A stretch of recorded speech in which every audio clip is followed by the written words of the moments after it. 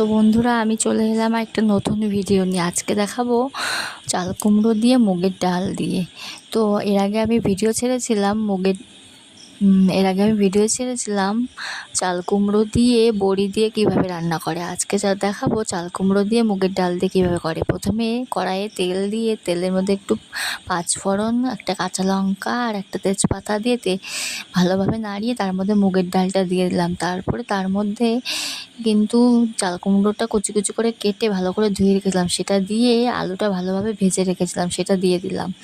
তো সেটা ভালোভাবে নাড়াচাড়া করে একটু লবণ দিয়ে ঢাকা দিয়ে রেখে দেবো। তো চাল কুমড়োটা হালকা সেদ্ধ হয়ে গেলে দেখো ভালোভাবে নাড়াচাড়া দিয়ে কিন্তু এটা ঢাকা দিয়ে সেদ্ধ করবেন। রান্না করতে করতে কিন্তু কারেন্ট চলে গেছিলো। একটা মজার ঘটনা কি জানো, রান্না করতে করতে কারেন্ট চলে গেছিলো।